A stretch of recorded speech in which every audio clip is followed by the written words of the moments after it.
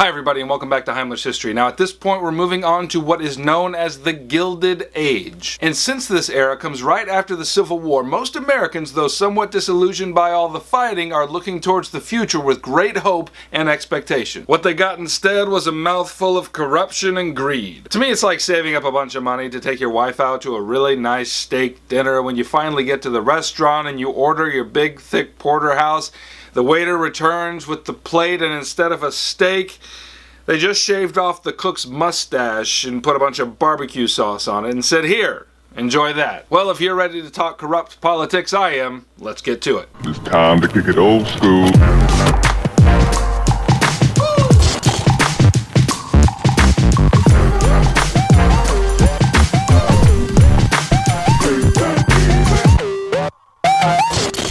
Well, I suppose we ought to start with the presidential election of 1868, in which former Civil War hero Ulysses S. Grant won the presidency. Now, assuming that a great general would also make a great president is not something we should take for granted.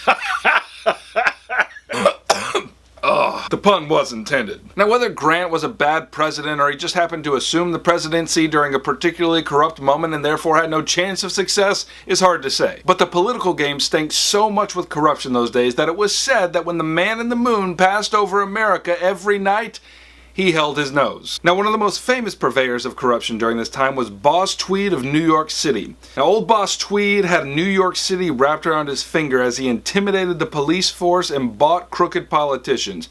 And it seemed like there was a Boss Tweed in every major city, assuring that the Republic of the people, for the people, and by the people was none of the above. Now, that corruption found its way all the way to Washington, D.C. Now, in 1874 to 1875, there was something known as the Whiskey Ring, and it was a bunch of guys who got together to do some underground whiskey trading and avoid as many whiskey taxes as they could. Well, President Grant got indignant about this, and he said, He said that anybody caught dodging whiskey taxes should be punished with the utmost severity and without mercy. And in the process of cracking down without mercy, it was discovered that Grant's personal secretary was a major player in this graft. And when Grant heard about it, he wrote a personal letter to the jury during his secretary's trial, which probably, most historians think, helped exonerate the secretary. So during this time, crookedness abounds. Now, apparently most Americans weren't that upset about such things because they elected Grant to a second term in 1872. But shortly after that, a powerful economic collapse would add significantly to Grant's woes. It was called the Panic of 1873, and it happened because America was in a period of unprecedented capitalistic expansion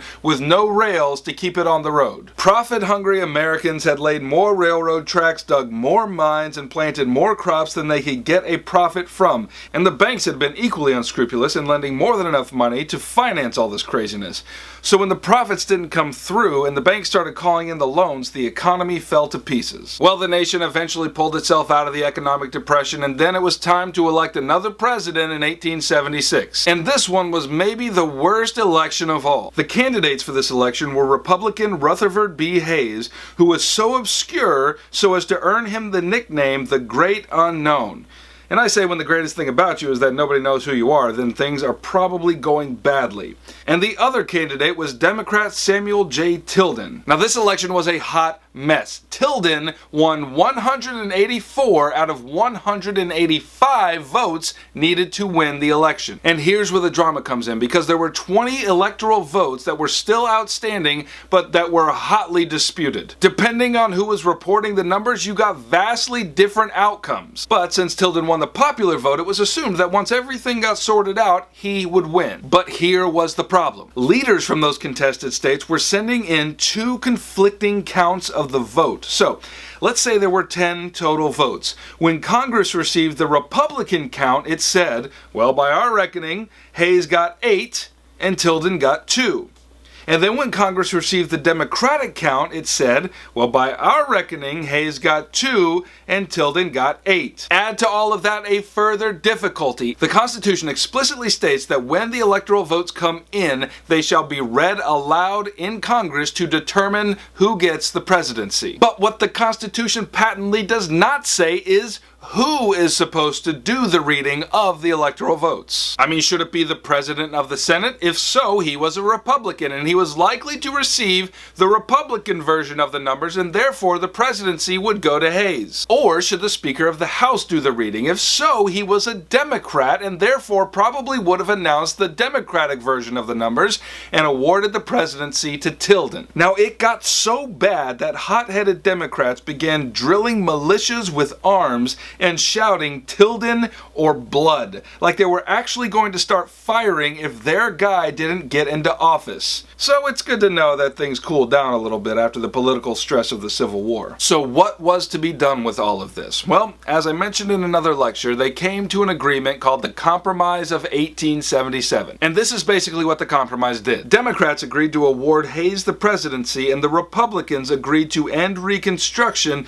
by removing federal troops from the South, and that's exactly what happened. And what do you think that the Southerners did about all the civil rights legislation that was passed during and after the Civil War once those Union soldiers who were enforcing those laws were removed? Well, they did exactly what you think they did, but we'll have to get to that in another lecture. And I could go through the rest of the presidential elections during this time, whether it was Garfield in 1880 or Cleveland in 1884 or any of the others. But one thing remains true throughout this entire period when we're talking politics: it was bad and it was entirely corrupt. But I actually think that's what we ought to have expected after emerging from such a violent and disorienting conflict like the Civil War. I mean, when somebody gets hit in the head hard enough to get a concussion, one of the symptoms is that they are very disoriented and they have trouble playing thoughts one after the other. And I think the Gilded Age is like that. The nation was staggering and trying to put itself back together again, but our brain had just been hit too hard. And it was just going to take some time for us to learn to walk again. And that's all we have time for now, so I'll see you next time.